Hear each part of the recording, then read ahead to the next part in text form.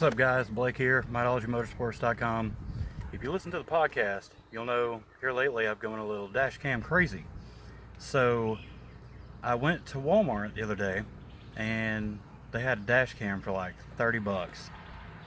So I bought it because at Walmart, you got 90 days, you can take it back, 30 days, 60 days, something, you can take it back. So let's check it out and see how it looks. Alright, so this is everything opened up. You've got user manual,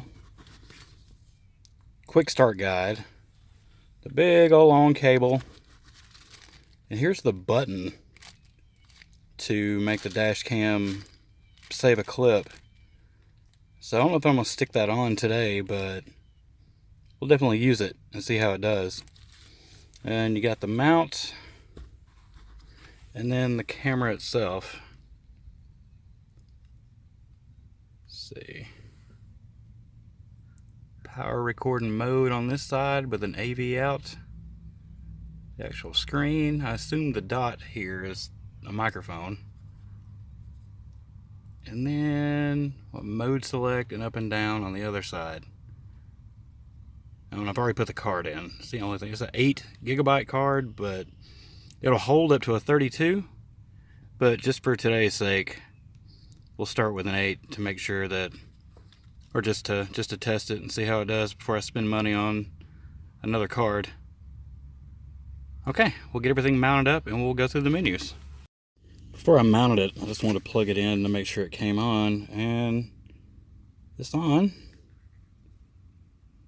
Let's see if it appears like it's recording already, which luckily it comes on, the outlet comes on when the car comes on, so it should just start recording as soon as the ignition is on. It's got a zoom.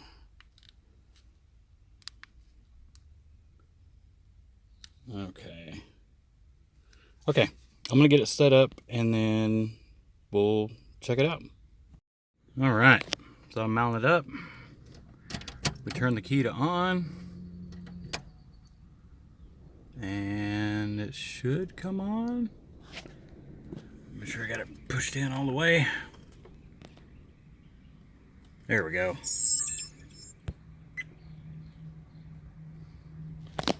Boy, that's really dark. All right, and the light's on, if you can see, showing that, there we go, showing that it's recording. So all I had to do is just turn the key on and it's ready to go. I got the date and all that stuff set, and I got the wire mostly hidden until you get down to this point, and then down there it's just, well, it'll work for now for the sake of testing it. That way if it doesn't work out, then it came from Walmart, so it could just go back to Walmart. Oh, let's take and push the button and see if it saves a clip. And there's like no indication to let you know if it's saved or not. It doesn't beep or anything, so there's no way for me to tell.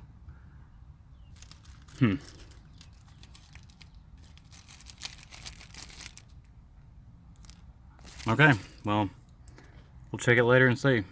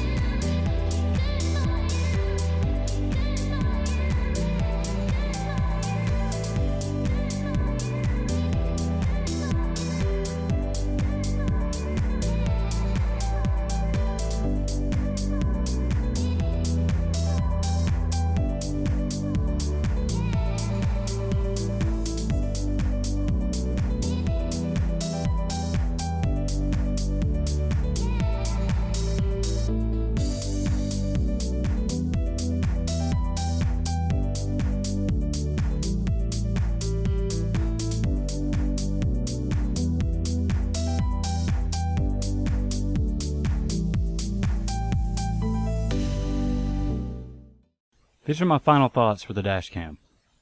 I didn't go far enough to be able to tell if manually recording with the button did anything. There was no visual or audio notifications that the button had been pressed and a clip was saved. The directions are also unclear on what button to press on the dash cam itself to manually save a clip. I don't want to have to bring in the micro SD card every single night to check to make sure that the clip I want is saved on there. I want to know it's going to work when it matters the most. I was surprised with the video quality. It was better than expected, but it was also a sunny day. At this point, I'm not sure how the camera will perform in low light or night driving, but time will tell. The mic also picked up better than I thought it would. My car's loud, it drones, but I also had the windows down and didn't hear much wind noise. Overall, I feel like with some web searches and playing around, maybe a little more hands-on, I'll figure out how to make sure a clip is manually saved and locked. But for the $30 to $40 you'll pay for this camera, it's a decent cheap witness to have in an accident. That's going to wrap it up. Please subscribe, and thanks for watching.